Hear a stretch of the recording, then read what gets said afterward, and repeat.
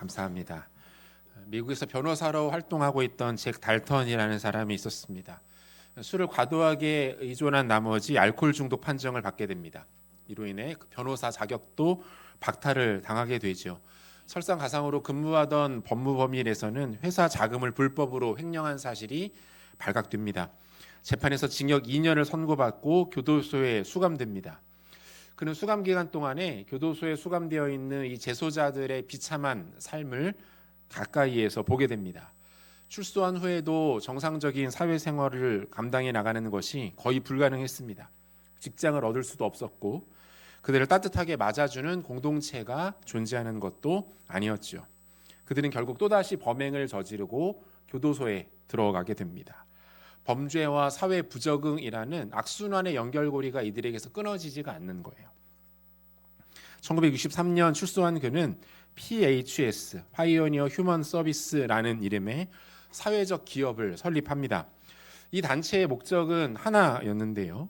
출소한 전과자들의 재활을 돕고 그들이 다시 사회에 나가서 적응할 수 있도록 지지하고 격려하는 일이 이 단체의 목적이었어요. 전 직원의 85%가 노숙자, 알코올 또는 약물 중독자, 전과자들이었습니다. 그들은 이곳에서 함께 숙식을 하면서 부품 제조, 식품, 물류 등에 관한 단순 업무들을 처리했습니다. 더 좋은 조건으로의 이직을 위해서 관련된 기술 자격증을 취득하기도 했죠. 그리고 직원의 약 50%가 3년 안에 더 좋은 조건의 기업으로 이직하는 것에 성공했습니다.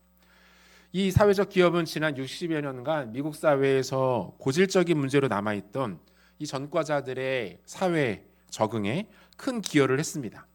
수만 명의 사람들에게 새로운 인생을 찾아주는 역할을 하게 되었던 거죠. 이 회사가 내세우는 기업의 슬로건은 이렇습니다. Game not over. 당신의 인생은 아직 끝나지 않았습니다. 또 한 번의 기회가 당신에게 반드시 찾아옵니다. 이 기업은 낙담한 자들을 따뜻하게 격려했습니다. 실패한 자들을 일으켰고 절망의 끝자락에 처한 사람들에게 소망의 길을 제시해 주었던 것이죠. 이 땅에서 교회가 감당해야 하는 일들이 이와 다르지 않다라고 생각합니다. 교회는 사망과 죽음으로 질주하던 영혼들을 멈춰 세워야 합니다. 그들에게 참 생명과 기쁨의 길을 보여줄 수 있어야 합니다. 낙담하며 주저앉은 수많은 영혼들에게 삶의 유일한 이유와 목적 되시는 예수 그리스도를 전하고 소개할 수 있어야 하는 것입니다. 오늘날 교회가 수많은 문제와 연약한 모습을 드러내고 있는 것 또한 사실입니다. 그래서 세상에게 비판과 멸시의 대상이 되고 있습니다. 하지만 그럼에도 불구하고 이 땅의 유일한 소망은 결국 교회입니다. 예수 복음을 증거하고 죄인들을 의와 생명의 길로 인도할 수 있는 능력과 자격은 오직 영광스러운 하나님의 교회에 주어져 있다라는 거예요. 이것이 바로 교회인 저와 여러분들에게 하나님이 당부하시고 맡기신 사명인 줄로 믿으시기를 바랍니다. 오늘 본문에 나타난 초대교회 모습 살피면서 하나님께서 기뻐하시는 교회, 하나님의 시선이 머무는 교회는 어떤 특징을 가지고 있는지 총 4가지 교훈을 가지고 오늘과 다음 주 2주간에 걸쳐서 함께 말씀을 살피도록 하겠습니다. 그 전에 오늘 본문을 통해서 확인할 수 있는 교회의 본질에 대해서 먼저 점검할 필요가 있는데요.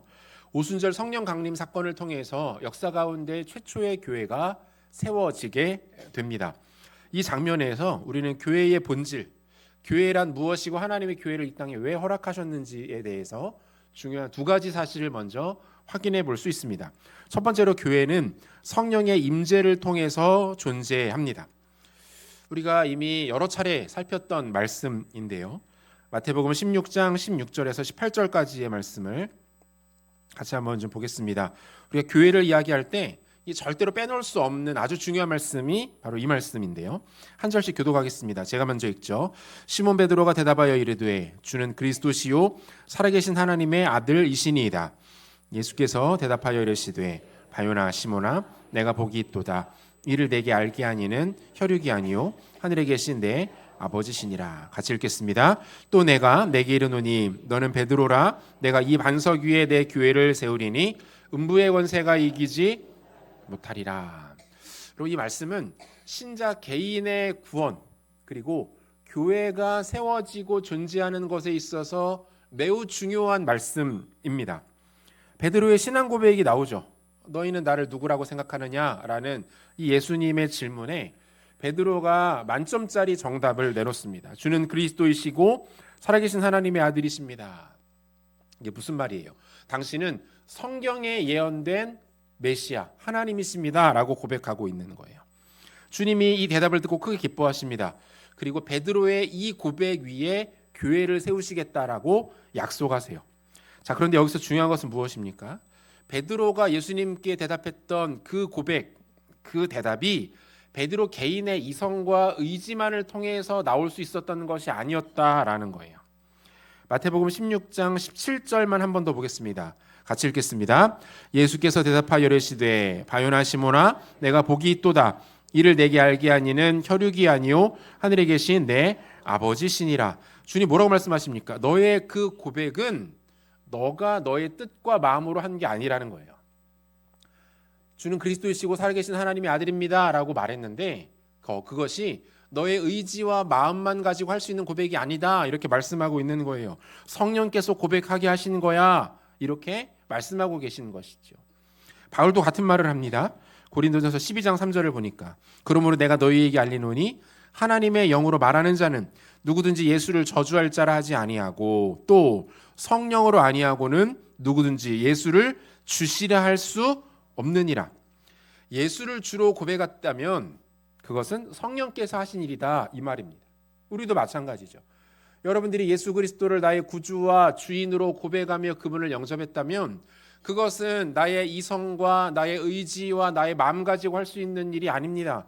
성령께서 우리 안에 들어오셔서 우리로 하여금 이 고백을 하도록 하신다라고 말씀하고 있는 거예요. 성령께서 은혜를 주시고 역사하실 때 가능한 고백이라는 거예요. 그러므로 교회도 마찬가지죠. 교회는 성령께서 임재하시고 친히 역사하시지 않으면 생겨날 수도 없고 존재할 수도 없고 유지될 수도 없는 조직입니다. 공동체예요. 따라서 교회에서 가장 중요한 것 무엇입니까? 다름이 아닌 성령의 임재. 성령께서 허락하시지 않으면 교회가 생겨날 수 없습니다. 존재 자체가 불가능한 거예요. 그러므로 성령의 임재가 없고 하나님의 도우심이 없는 곳, 그것이 아무리 화려하고 조직이 잘 갖추어져 있고 심지어 많은 사람들이 모인다 할지라도 우리가 그곳을 가리켜서 교회라고 말할 수는 없습니다. 단순한 종교시설, 종교단체에 불과할 뿐이에요. 교회에는 하나님의 임재, 성령의 기름 부으심이 반드시 나타나야만 합니다. 전에도 한번 말씀드린 적이 있었는데 저희 교육자들이 토요일 오전 10시가 되면 한 자리에 모여서 기도 모임을 매주 갖습니다. 거의 빼먹지 않고 매주 모여서 기도를 해요. 주일 사역을 위해서 기도하는 거죠. 여러 가지 기도 제목 가지고 기도하는데 가장 첫 번째로 중요하게 여기면서 기도하는 것이 하나님의 임재를 구합니다. 주님, 내일 드려지는 예배 가운데 우리 자녀들이 드리는 예배 가운데 오후 예배 가운데 주의 성령을 부어 주시옵소서. 하나님의 임재를 허락하여 주시옵소서. 사랑하는 성도들이 예배에 참여하여서 하나님의 영광을 보게 하시고 주님의 위로를 맛보게 도와주시고 복음의 능력이 나타나게 하여 주옵소서. 왜 그렇습니까? 여러분, 이게 없으면 거긴 교회가 아닙니다. 하나님의 임재가 있어야 교회고 하나님의 은혜가 머물러야 그곳을 교회라고 말할 수 있는 거예요. 사랑하는 성도 여러분, 여러분들도 이렇게 기도해 주시면 좋겠습니다. 토요일에 잠자리에 드실 때 주일 아침에 자리에 일어나셔서 우리의 예배를 위해서 기도해 주세요. 하나님, 사랑하는 수인교회 위에 주의 임재를 허락하여 주옵소서. 성령의 기름 부으심이 넘쳐나게 하여 주옵소서. 여러분, 이것이 바로 교회의 본질이기 때문에 그래요. 교회의 본질 두 번째는 영혼 구원입니다.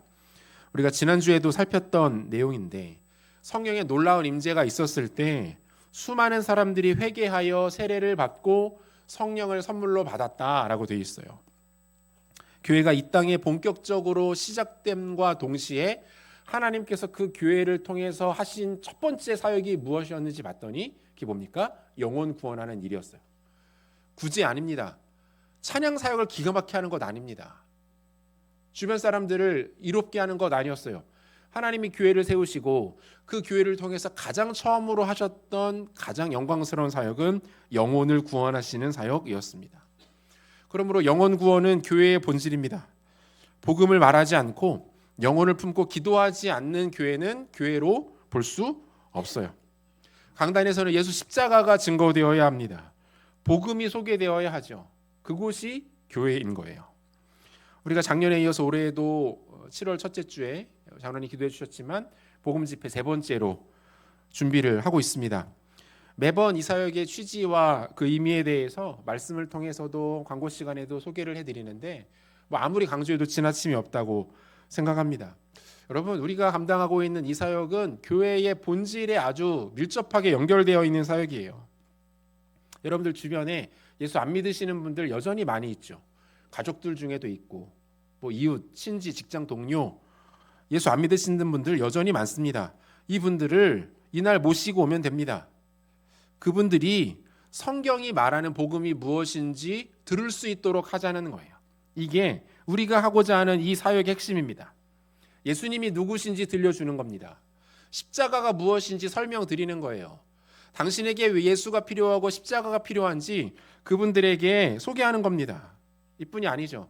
교회 안에 있다고 해서 모두가 구원받은 것 아닙니다. 교회에 수년, 십수년을 있지만 복음을 제대로 깨닫지 못하는 성도들도 여전히 많이 있습니다. 그분들은 어떻습니까? 복음을 새롭게 들어야 합니다. 다시 들어야 해요. 복음이 내 안에 새롭게 일어나는 것들을 경험해야 합니다. 우리가 할 수 있는 일 뭡니까? 그리고 해야 하는 일이 뭐예요? 여기까지입니다. 어려운 일 아닙니다. 우리 주변에 복음을 모르는 분들을 모시고 이 자리에 오는 거죠. 그리고 우리가 복음을 소개하는 겁니다. 예수님 누구신지, 당신에게 십자가가 왜 필요한지, 진정한 행복과 구원은 무엇인지 소개해드리는 거예요. 믿음은 들음에서 나기 때문에 우리는 그분들에게 전하고 증거할 뿐이고 그 이후의 모든 일들, 영혼을 만지시고 그 영혼을 움직이시고 그 영혼을 구원하시는 일은 하나님의 소관입니다. 하나님께서 하시는 일이에요. 사랑하는 성도 여러분, 하나님은 영혼 구원하는 이 위대한 일을 교회와 함께하기를 기뻐하십니다. 바라기는 우리 공동체가 복음을 전하고 복음을 소개하는 이 일, 우리 주님께서 교회를 세우시고 가장 중요하게 여기시고 기뻐하시는 이 영광스러운 사역에 힘쓰는 능력 있는 교회 되기를 소원합니다. 이러한 교회가 더욱 집중하고 힘써야 할 일에 대해서 오늘 본문은 조금 더 자세하게 우리에게 소개하고 있는데요. 모두 네 가지를 강조합니다. 말씀을 배우고 가르치는 것, 성령 안에서 교제하는 것, 기도에 힘쓰는 것, 마지막으로 연약한 이웃들의 필요를 돌보는 것. 이 네 가지를 이야기하는데 오늘은 앞에 두 가지를 먼저 정리하고 다음 주에 이어서 살피도록 하겠습니다. 하나님의 시선이 머무는 교회가 힘써야 할 것 첫 번째는 하나님의 말씀을 배우고 가르치는 일입니다. 본문 42절 상반절을 보시면요. 그들이 사도의 가르침을 받아 이렇게 돼 있고 여기에서 사도의 가르침을 받았다라는 것이 이게 뭐예요? 말씀을 듣고 말씀을 배웠다라는 겁니다. 46절 상반절에도 보면 날마다 마음을 같이하여 성전에 모이기를 힘쓰고 이렇게 돼 있죠. 여기도 마찬가지. 마음을 같이하여 성전에 모이기를 힘썼다라는 것은 오늘 우리의 개념으로 보자면 이처럼 함께 온 성도들이 모여서 예배 드렸다는 거예요. 예배 여러 가지 순서들이 있고 다 중요하지만 가장 중심이 되는 것은 무엇입니까? 설교를 통해서 하나님 말씀을 듣는 거죠. 우리 교회를 향한, 우리 각자 개인을 향한, 우리의 가정을 향한 하나님의 뜻이 무엇인지를 우리는 설교를 통해서 확인하고 하나님의 은혜를 받습니다. 여러분, 사도행전의 이 저자는 누가복음을 기록한 누가입니다. 그러니까 누가가 처음으로 누가복음을 기록하고 이어서 사도행전을 기록을 한 거예요. 누가복음을 보면 누가가 예수 그리스도를 따르는 제자들은 과연 어떤 존재인가를 소개하면서 보여주는 하나의 장면이 있어요. 하나의 장면. 그러니까 누가가 생각하는 제자의 모습, 제자는 이런 사람들이다라고 할 때 누가가 그 제자들의 모습에 기록하는 모습들이 있는데 그것은 뭐냐면 예수님의 발밑에 앉아서 예수님의 말씀을 배우고 듣는 사람들이에요. 이 모습이 누가복음의 곳곳에 나타나 있습니다. 시간 관계상 소개할 수는 없고요. 이것은 무엇을 말할까요? 예수님께서 부활하시고 승천하신 후에 이제 예수님의 사역을 대신 감당해야 하는 사도들과 교회가 가장 탁월하게 그리고 중요하게 해야 될 일이 뭐라는 거예요? 말씀을 가르치고 전하는 일이라는 거예요.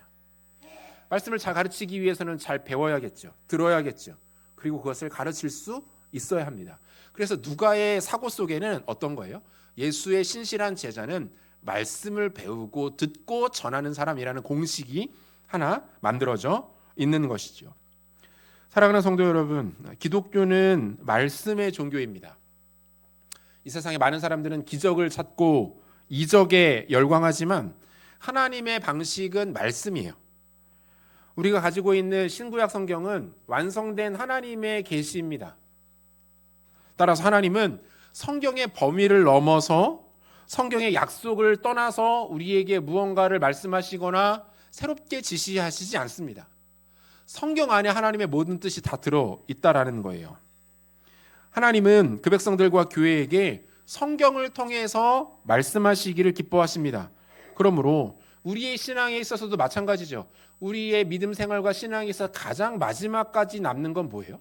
가장 마지막까지 우리를 붙들어주는 건 뭡니까? 하나님의 말씀이에요. 우리가 예수님 믿고 구원받는다, 예수님 믿고 천국 간다라는 것을 어떻게 확신할 수 있습니까? 그것이 느껴지기 때문이 아니에요. 누가 그렇게 말해줬기 때문이 아닙니다. 하나님의 말씀에 기록되어 있기 때문에 그래요. 우리가 이 땅을 떠나 하나님 나라 갈 때 끝까지 붙들고 가야 되는 건 뭡니까? 말씀에 기록되어진 말씀의 약속인 거예요. 끝까지 남는 것은 하나님 말씀입니다. 기적이 아니에요. 특별한 체험도 아닙니다. 하나님의 말씀이 결국 우리를 붙들고 그 말씀이 우리에게 남는 거예요. 이사야 40장 8절 말씀 같이 읽죠. 풀은 마르고 꽃은 시드나 우리 하나님의 말씀은 영원히 서리라. 풀도 마르고 꽃도 다 시들어 버리지만 영원히 서는 것이 뭐다? 하나님의 말씀이다. 여러분, 아무리 좋은 기억도 변질됩니다. 그리고 그게 잊혀져요. 하나님으로부터 어떤 특별한 체험과 어떤 은혜로운 신비를, 기적을 경험했다 할지라도 그것이 때로는 우리 안에 왜곡됩니다. 변질되는 일들도 얼마든지 일어날 수 있어요. 그런데 말씀은 그렇지 않아요. 수백 년 전에도 수천 년 전에도 하나님 말씀은 변함이 없었습니다. 앞으로도 마찬가지예요. 결국 우리 가운데 마지막까지 남는 것은 말씀입니다. 그러므로 교회는 성경, 하나님의 말씀이 바르게 해석되고 선포되어야 하는 곳입니다. 마치 깊은 밤 풍랑이는 바다를 흔들림 없이 비추는 등대와 같이 어떤 상황에서도 아무리 시대가 악하게 흘러가고 많은 새로운 것들이 이 시대를 장악한다 할지라도 흔들림 없이 하나님의 진리의 말씀을 소개하고 비칠 수 있는 곳이 바로 교회여야 한다라는 거예요. 하나님의 말씀이 우리 영혼의 방파제이고 영혼의 기둥이기 때문에 그래요. 시편 19편 7절과 8절에서도 이렇게 노래합니다. 같이 읽겠습니다. 여호와의 율법은 완전하여 영혼을 소성시키며 여호와의 증거는 확실하여 우둔한 자를 지혜롭게 하며 여호와의 교훈은 정직하여 마음을 기쁘게 하고 여호와의 계명은 순결하여 눈을 밝게 하시도다. 우리의 영혼을 기쁘게 하는 것, 우리로 하여금 두려움을 이기도록 만드는 것, 우리로 하여금 진정한 행복과 만족을 누리게 하는 것, 그것이 뭡니까? 하나님의 말씀이라는 거예요. 말씀을 붙들면 그 사람은 반드시 일어납니다. 말씀 붙들면 사람이 좋아집니다. 깊어집니다. 풍성해집니다. 따뜻해지고 온유해지고 겸손해지며 고귀해지는 은혜들이 나타나게 된다라는 거예요. 사도 바울의 사역에 있어서 가장 중요한 핵심은 바로 이 말씀을 가르치고 전하는 것이었어요. 그 사도행전 17장을 보면 바울이 각각 데살로니가와 베레아 지역에서 사역하는 모습이 나오는데 이 각 지역의 상황도 달랐고 환경이나 사건도 다 달랐거든요. 그런데 바울이 사역하는 원리는 동일했죠. 말씀을 가르치고 지키게 합니다. 왜 그런 거예요? 바울도 알았던 거죠. 결국 성도들에게 뭐가 남는다? 말씀이 남는다는 거예요. 특별히 베레아 지역 성도들의 모습이 대단히 인상적입니다. 사도행전 17장 11절 보니까 베레아에 있는 사람들은 데살로니가에 있는 사람들보다 더 너그러워서 간절한 마음으로 말씀을 받고 이것이 그러한가 하여 날마다 성경을 상고함으로 이렇게 돼 있어요. 여기에 보면 더 너그럽다 이렇게 돼 있는데 그 영어 성경 번역을 보니까 more noble 이렇게 돼 있어요. 보다 뭡니까? 품이 있고 고급스럽고 사람들이 젠틀하다, 신사적이었다 이런 뜻이에요. 원어 성경 찾아보면 의미가 조금 다르게 나타나는데 이 더 너그러워서가 어떤 뜻이 있냐면 수용성이 있다 이런 뜻이에요. 수용성이 있다. 잘 흡수하고 잘 받아들인다 이런 말입니다. 이게 무슨 말이에요? 이분들이 마음이 겸손하여서 자신을 낮출 줄 알았던 거예요. 배우려 하는 마음으로 하나님 말씀 앞에 섰다는 거예요. 자신이 가지고 있는 세상적 지식, 사회적인 신분 이런 거 말씀 앞에 내려놓고 하나님 말씀이 말하시는 바를 직접 듣고 그 가운데 자신의 삶을 수정하고 자신의 것들을 내려놓고 말씀을 선택하는 것을 기뻐했다라는 것을 의미합니다. 여러분, 하나님 말씀 자체가 생명이고 능력이고 지혜 아닙니까? 그런데 그 말씀을 어떻게 해요? 수용할 줄 아니까, 마음을 열고 받아들일 줄 아니까 당연히 사람들이 좋아지죠. 넉넉해지고 여유로워지고 따뜻해지고 깊어지고 품격이 그들의 성품 가운데 삶 가운데 자리하게 되더라는 거예요. 이때 중요한 태도가 있는데 뭡니까? 하나님 말씀을 단순한 말이나 글이 아니라 하나님의 교훈, 하나님의 뜻으로 여길 줄 아는 모습이 필요해요. 이 모습은 데살로니가 교회 성도들에게서 나타나고 있었는데 데살로니가전서 2장 13절 말씀입니다. 같이 한번 읽겠습니다. 이러므로 우리가 우리에게 들은 바 하나님의 말씀을 받을 때에 사람의 말로 받지 아니하고 하나님의 말씀으로 받음이니 진실로 그러하도다. 이 말씀이 또한 너희 믿는 자 가운데서 역사하느니라. 바울이 데살로니가 성도들을 칭찬하면서 격려하는데 그 이유가 뭐였습니까? 이들이 말씀을 받는데 그것을 사람의 말이나 세상의 교훈 정도로 받는 것이 아니라 하나님의 음성으로 듣더라는 거예요. 하나님 나에게 이렇게 말씀하시는구나, 하나님 나에게 이러한 모습을 원하시는구나 라고 말씀을 여길 줄 알았다는 거예요. 그랬더니 어떤 일이 벌어집니까? 그 말씀 가운데 역사가 나타났다. 능력이 나타났다. 막혀있던 것들을 뚫어버리고 부족했던 것들이 힘있게 일어나고 연약했던 것들이 새로워지는 일들이 일어나게 되더라는 거예요. 사랑하는 여러분, 말씀을 귀히 여긴다는 것은 하나님을 존귀하게 여긴다는 거예요. 그리고 하나님은 당신을 존귀하게 여기는 백성들을 당연히 높이시고 그들의 인생 가운데 존귀와 영광이 나타나도록 하시는 줄로 믿으시기를 바랍니다. 베트남의 그 대표적인 휴양지 중에 다낭이라는 곳이 있는데요. 이곳이 지금은 이제 대표적인 관광지로 잘 알려져 있었는데 사실 좀 특별한 곳입니다. 베트남에 처음으로 복음이 들어온 도시가 다낭이에요. 1911년에 베트남에 최초로 교회가 세워지는데 그 처음 세워진 교회가 바로 다낭에 있습니다. 복음의 역사가 있었던 지역입니다. 하나님 은혜를 주셔서 그 도시 가운데 부흥이 있었고 성도들이 또 많이 모여서 하나님 예배하던 그런 지역이었다고 해요. 근데 공산주의가 득세하면서 기독교를 박해하기 시작합니다.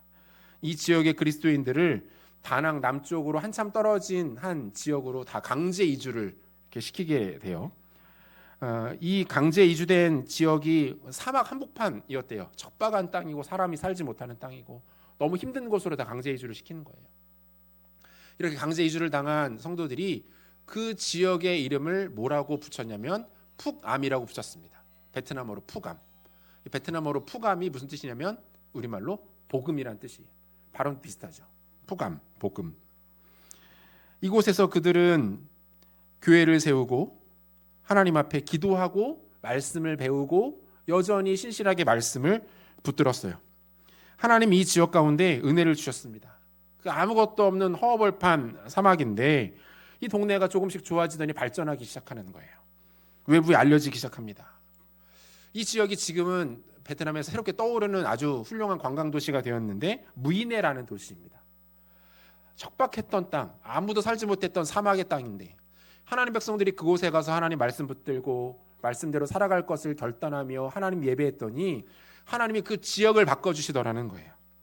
사막의 땅을 생명의 땅으로 바꾸시고 낙후된 오지를 사람들이 찾고 기뻐하는 발전된 도시로 변화시켜 주시더라라는 겁니다.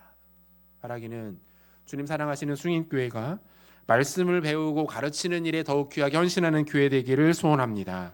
하나님 말씀을 간절히 사모함으로 받고 모아 놓을 겸손한 마음으로 말씀을 수용하고 선포되어지는 성경의 진리가 오늘 나에게 주시는 하나님의 뜻과 마음인 줄로 알고 그것을 기뻐함으로 말미암아 하나님의 영광과 기쁨이 되는 교회 되시기를 축복합니다. 교회가 감당해야 할 사명 두 번째는 마음을 같이하여 교제하는 것에 힘쓰라고 말씀하고 있어요. 다시 한번 42절 상반절을 보니까 그들이 사도의 가르침을 받아 서로 교제하고 떡을 떼며 이렇게 돼 있고요. 46절은 우리가 같이 한 목소리로 읽어보도록 하겠습니다. 같이 읽죠. 날마다 마음을 같이하여 성전에 모이기를 힘쓰고 집에서 떡을 떼며 기쁨과 순전한 마음으로 음식을 먹고 이렇게 돼 있어요. 여기에 보면 그 교회가 집중해야 할 것, 교회가 가장 중요하게 여기며 힘써야 될 모임 두 가지에 대해서 소개를 하고 있죠. 그것이 무엇입니까? 예배와 소그룹이에요. 예배와 소그룹. 이것이 교회가 하나의 집이라면 그 교회를 견고하게 지탱하는 두 기둥이 바로 이것입니다. 지금처럼 성도들이 한 자리에 모여서 예배하는 것과 그리고 소그룹으로 모여서 함께 은혜를 나누고 삶을 나누는 것. 우리로 치면은 드려지는 공예배가 되겠고 또 하나는 우리 구역 모임 그리고 성경 공부 모임들이 바로 중요한 역할을 하게 될 것입니다. 이 두 가지가 교회를 건강하게 하는 핵심이라는 거예요. 교회가 아무리 다른 사역들을 잘하고 잘 모이고 대단해 보여도 이 두 가지가 세워져 있지 않으면 반드시 문제가 생깁니다. 빈약해질 수밖에 없는 거예요. 보통 우리 몸을 가장 결정적으로 지탱해 주는 것이 우리 중심에 있는 척추 아닙니까? 그런데 이 척추를 더욱 견고하게 하기 위해서 필요한 것이 코어 근육이라는 겁니다. 보통 몸의 중심을 지탱하는 근육을 코어 근육이라고 하는데 우리 몸의 복근, 또 척추 중심으로 있는 기립근, 그다음에 허리, 엉덩이, 골반 근육 이런 것들을 보통 코어 근육이라고 말을 해요. 이 척추와 코어 근육은 서로를 보완해주고 잡아주면서 우리의 몸이 더 튼튼하게 세워질 수 있도록 협력하는 역할을 합니다. 이 두 가지가 다 튼튼하게 잘 발달되어 있으면 좀처럼 무너지지 않고 질환도 적게 생긴다라고 말하는 거예요. 그럼 교회에서 예배와 소그룹이 바로 이와 같습니다. 둘 다 너무나도 중요한 모임입니다. 초대교회 성도들이 그랬어요. 그들이 한 자리에 모여서 함께 예배할 뿐만 아니라 예배가 끝나고 난 후 각자의 집으로 3, 4, 5 흩어져서 떡을 떼며 음식을 나눴습니다. 또한 초대교회 성도 숫자가 남성만 3,000이 넘었다라고 되어 있잖아요. 함께 한 자리에서 모두가 모일 수 있는 공간이 없었을 겁니다. 여러 가정이 흩어져서 예배하고 교제하는 일들이 있었겠죠. 이들은 이처럼 여러 가정이 흩어져서 각자 다른 지역에서 공간에서 예배했음에도 불구하고 하나의 마음으로 하나님을 섬길 수가 있었습니다. 그것이 어떻게 가능했습니까? 본문 42절을 원어 그대로 직역을 해보면 이런 의미가 되는데요. 한번 들어보세요. 그들은 사도의 가르침, 그 교제, 떡을 떼는 일, 그리고 그 기도들에 전적으로 헌신하고 있었다. 이렇게 돼 있어요. 여기 보면은 우리말 성경에는 등장하지 않는 정관사, 더, 영어로는 더라는 그라는 정관사가 교제에 붙어 있고 기도하는 것에 붙어 있습니다. 그러니까 누가의 강조점이 있는 거예요.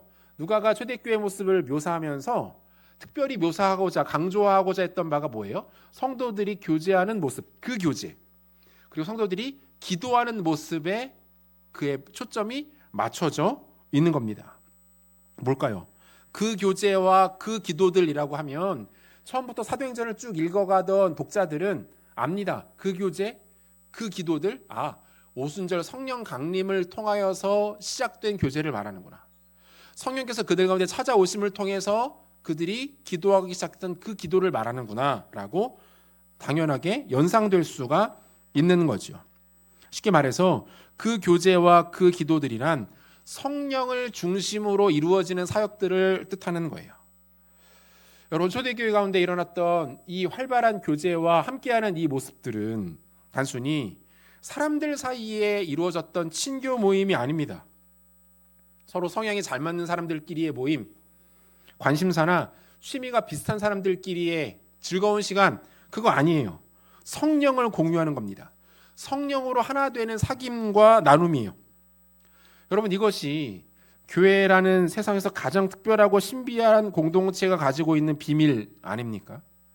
여러분, 교회는 단지 사람들이 많이 모여서 하나로 뭉쳐져서 서로의 일치와 단결을 도모하는 그런 인본주의적 공동체가 아닙니다.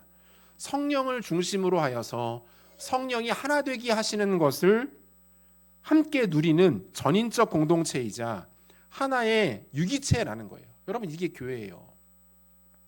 신비하죠? 우리가 같이 열심히 같이 운동하고 땀 흘리고 같이 맛있는 음식을 나누어 먹고 어울려 등산도 다니고 하면 하나가 될 것 같지만 여러분, 교회는 그렇지 않아요.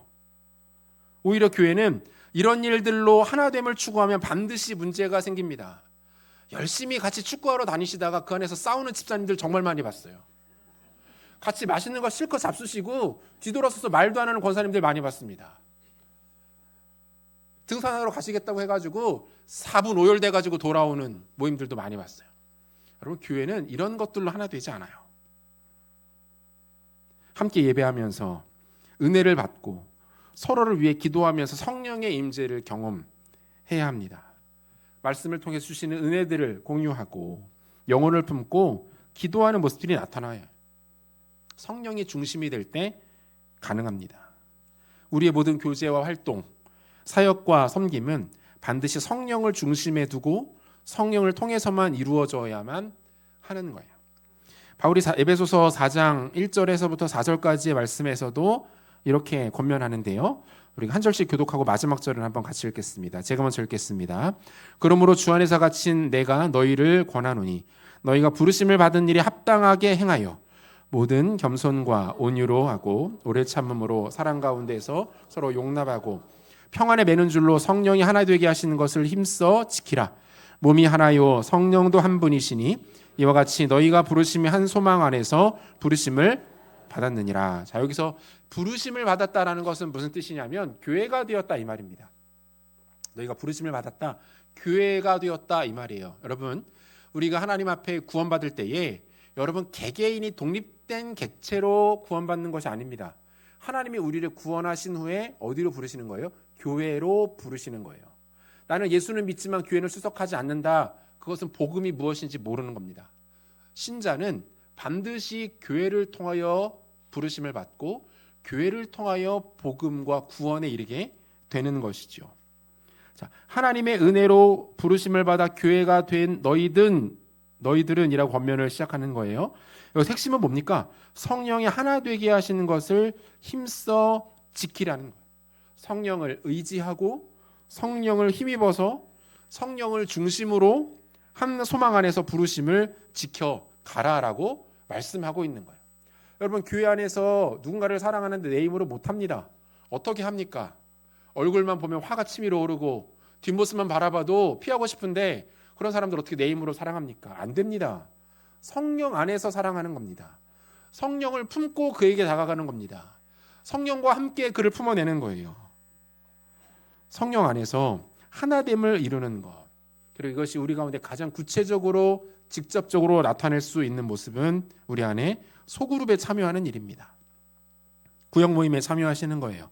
서로가 받은 은혜를 나누고 말씀으로 교제하고 서로를 위하여 기도하는 일들이 우리 가운데 나타날 수 있어야 하는 것이죠. 중립교회는 예배하는 일에 힘쓸 겁니다. 그리고 소그룹, 구역 모임으로 나누어져서 함께 말씀을 나누고 은혜를 누리는 일에 힘쓸 겁니다. 주님 오시는 그날까지 이 두 가지를 할 겁니다. 이거는 잘 되면 하고 안 되면 포기하는 그런 종류의 일이 아닙니다. 안 돼도 될 때까지 해야 되는 일이고 안 되는 가운데 예수님 오시면 어쩔 수 없이 가야 되는 일입니다. 이것이 교회의 중심이고 교회를 건강하게 세우는 유일한 방법이고 이것이 하나님께서 교회인 우리에게 원하시는 길이기 때문에 그렇습니다. 우리가 지난 3월부터 주일 오후 시간마다 성장 제자 훈련 계속해서 이어가고 있어요. 한 30여 분 넘게 훈련을 받고 계시는데 제가 이 훈련을 직접 이렇게 인도해 가면서 감사하는 것이 참 많습니다. 먼저는 우리 장로님들이 굉장히 훈련에 적극적으로 동참을 해주고 계세요. 저희가 훈련 이렇게 시작하면서 처음에 매주마다 이렇게 쪽지 시험도 보거든요. 우리 장로님들 성적도 굉장히 좋으십니다. 찾아오시면 제가 공개해 드릴게요. 얼마나 열심히 잘하고 계시는지.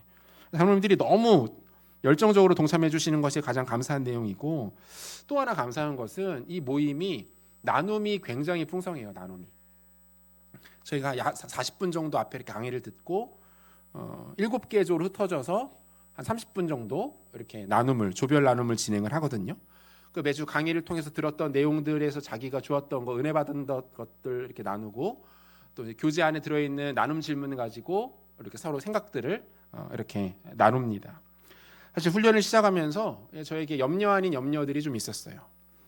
사실 이런 방식의 훈련을 대부분이 처음 해보시는 것이기도 하고, 숭인교회가 이렇게 들으시는 것은 참 훈련이 잘 되어 있으신데 자기의 생각이나 자기가 받은 은혜를 나누는 것은 훈련이 덜 되어 있으시기 때문에 이거 참 많이 부담스러워 하시면 어쩌나, 많이 힘들어 하실 수도 있겠다, 이런 생각을 했는데 다 저의 쓸데없는 고민이었어요. 각 조마다 우리 장로님들하고 우리 남자 집사님들이 인도를 너무 잘해주고 계세요. 무엇보다 이 말씀을 통한 나눔이 아주 풍성합니다. 궁금하신 분들 한번 보러 오세요. 구경하러. 저희가 간식은 제공해 드릴 수 있습니다. 얼마나 풍성한지 몰라요. 무엇보다 제가 가장 많이 듣는 간증은 이겁니다. 오랫동안 한 교회에서 신앙생활을 하셨는데 장로님이, 또 저 권사님이, 또 우리 젊은 집사님들이 무슨 생각하는지 잘 모르셨다는 거예요. 어떻게 예수님 믿게 됐는지, 신앙생활을 어떻게 해오셨는지, 또 최근에는 어떤 기도 제목을 갖고 계시는지, 매주마다 얼굴을 마주치고 같이 예배를 드리지만, 같이 섬기고 봉사하지만 알 길이 없었다는 거예요. 그런데 그 자리에서 자신의 이야기를 나누기 시작합니다. 이분은 이렇게 예수님 믿게 되셨구나. 이분은 하나님을 이렇게 만나고 계시는구나. 이분은 이 말씀에서 이렇게 은혜를 받으셨구나. 나의 은혜가 나누어지고 또 다른 사람들이 받은 은혜를 들으면서 그것이 시너지를 일으켜서 엄청나게 풍성한 모습들이 나타나게 된다라는 거예요. 우리가 하나의 공동체라는 의식들이 생겨나고 친밀감들이 생겨나더라는 거예요. 여러분, 교회에는 바로 이 경험이 있어야 합니다. 성령께서 하나 되게 하시는 것을 경험할 수 있어야 그곳이 교회입니다.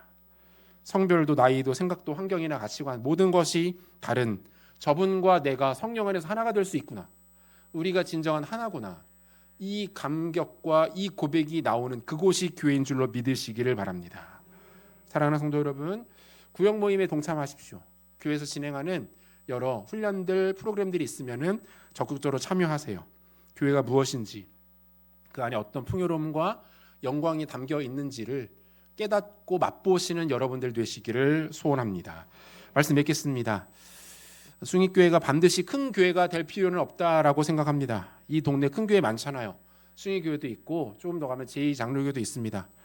이 동네에 더 큰 교회가 필요해 보이지는 않습니다. 하지만 강한 교회는 필요합니다. 교회로서의 기본기가 튼튼하고 견고한 교회 반드시 필요합니다. 숭익교회가 교회다운 교회, 성경이 말하는 바로 그 교회, 기초가 견고한 강한 교회 되기를 바랍니다. 화려하지 않아도 됩니다. 거창하고 규모가 크지 않아도 돼요. 그런데 그 교회에 가봤더니, 그 교회 가서 한번 예배를 드려봤더니 그 교회는 정말 탄탄하더라. 그 교회는 성경적이더라. 하나님의 임재와 성령의 기름 부으심이 예배 가운데 늘 충만하더라. 마지막으로 그 교회에는 하나님의 시선이 머물러 있더라. 이러한 부러움과 칭찬받는 숭익교회 되시기를 우리 구주 예수 그리스도의 이름으로 축원합니다. 같이 기도하겠습니다.